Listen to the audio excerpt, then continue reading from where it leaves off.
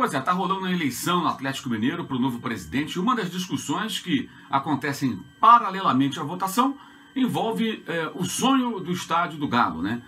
O projeto do novo estádio e tudo mais, né? O Atlético que joga no estádio Independência, no Horto, que é um estádio que era público, aliás, foi construído, reconstruído com dinheiro público, mas pertence ao América Mineiro, é administrado por uma empresa, BWA, numa parceria, enfim. Mas tem um aluguel interessante, é um valor bem razoável para jogar nesse estádio bem localizado, numa região central de Belo Horizonte, que a torcida gosta, né?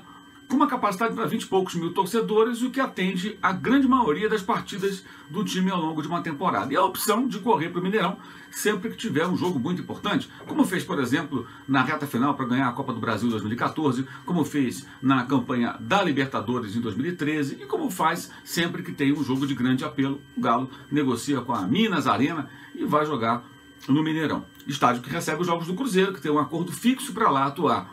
Nenhum dos dois tem estádio próprio, mas os dois têm opções, né? No caso do Atlético são duas opções, o Cruzeiro tem tudo muito ajustado. Construir um estádio do zero, levantar esse dinheiro, fazer o estádio ficar de pé, viabilizar a obra, conseguir todas as licenças, é algo muito complicado, né? É caro, é bem caro. E dificilmente o estádio vai se pagar num curto prazo, muito pelo contrário, a tendência é que ele custe muito a devolver esse dinheiro, a fazer essa grana voltar. Ou seja, é um investimento importante por um lado, porque permite que você tenha o domínio sobre aquela propriedade, você pode fazer venda de tickets de temporada, que antigamente chamavam de carnê, você pode fazer ações com o sócio-torcedor, mas, repito, a quantia investida é muito alta, você tem que ter uma grande demanda, um público muito bom e uma engenharia financeira muito interessante, né? Ou seja, construir um estádio de futebol virou uma espécie de objetivo tara, de fetiche de clubes e de torcedores, como se isso solucionasse todos os problemas. Em alguns casos, nem parece necessário que o clube tenha um estádio. Eu acho que é o caso específico dos dois times de Belo Horizonte. Seria o caso de Fluminense e Flamengo se o Maracanã não fosse um estádio tão enrolado com essa confusão, consórcio, Odebrecht, o governo do estádio, faz nova licitação, não faz nova licitação, quem é que manda, quem é que decide, além de ser um estádio muito caro, né? Que é um outro problema também. Estádios que são construídos num modelo voltado para a Copa do Mundo, ou padrão FIFA, padrão UEFA, e que automaticamente são caros na construção e caros na sua manutenção. Isso puxa os preços de ingresso para cima, muitas vezes inviabilizando a ida do torcedor, que não consegue pagar aquela quantia com frequência, aí os caras só vão nos jogos de maior apelo, ou seja, o estádio fica na maior parte do tempo vazio, com o público muito pequeno. E além disso tem um outro detalhe, né? Estádio de futebol é que nem casa de praia, né? Você usa muito pouco, né? Dos 30 dias de um mês, quantas vezes uma equipe joga no seu próprio estádio? Se jogar uma vez por semana, serão 4 jogos.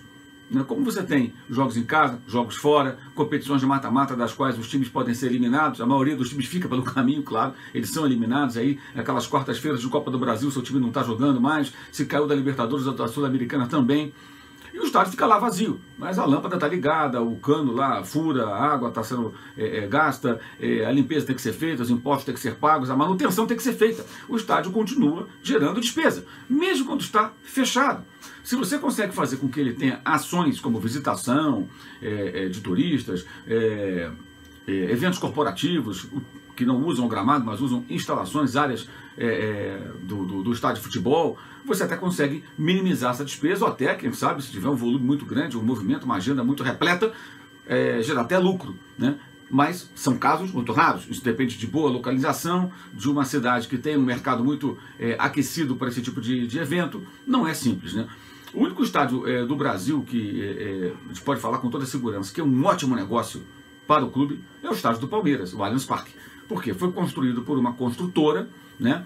O Palmeiras não botou nenhum centavo, eles são sócios na propriedade, né? A W Torre, ela detém os direitos sobre o Allianz Parque e lá realiza shows e eventos corporativos e, enfim, muita coisa que acontece por lá que a gente às vezes nem fica sabendo.